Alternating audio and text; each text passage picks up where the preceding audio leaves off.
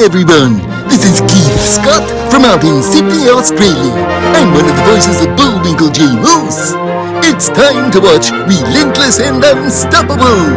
And so give it up for your main hosts, Douglas Kelly and Andy McPhee.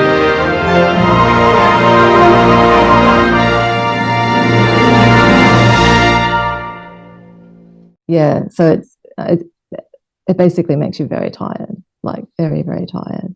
You just haven't got the energy to move a lot. You get puffed out really easily, short of breath.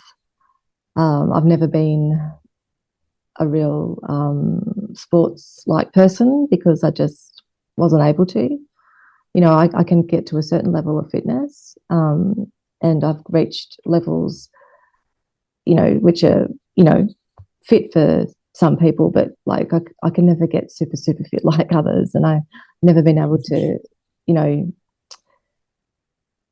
play sport and things like that. Like I did play tennis, and I used to kick the football with my brothers and that kind of stuff. And if I could have been, I would have been playing football, but one, it was not allowed when I was a child for girls to play, and two, yeah, I never had the energy or strength to do it. But you know, I still participate in some things, and I still swim and things like that. I still can do everything because of the operation. He's healed me. You know, he's used the operations to heal me so much, and I've been lucky enough or blessed enough, I should say, to live a relatively normal life. You know, so That's I'll never be great an to hear. Olympian, but it's I'm happy with the level that I can get to. Great to hear. You mentioned you had a bypass surgery. What was that about? It was just I was only 2, so I don't really remember it. But they must have had to bypass the veins or the arteries or something. I don't know how they do it, but it was just part of because of the technology back in the 60s, they couldn't do a life-saving operation for me when I was born, or when I was 2. I had to wait till I was older, so I was 5 when they attempted to fix up the holes. So they couldn't do that surgery. So I think the bypass was just to hold me over until I was old enough to have that major surgery. And like I've got a scar that goes around my back. So from that one, yeah. Glad you're okay. So you were in a movie called Everybody Hurts, which was based on a sad true story about a bullying case that led to a Yeah, suicide and a that's suicide right. attempt. What was Yeah. that about? So um, I had met the director a few years earlier when I was in um, a stage show called Cinderella, and I was the fairy godmother. I played that.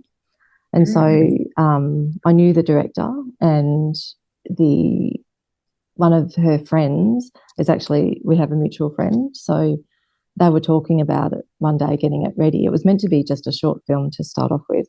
Um, and, you know, they really wanted me to play the mother.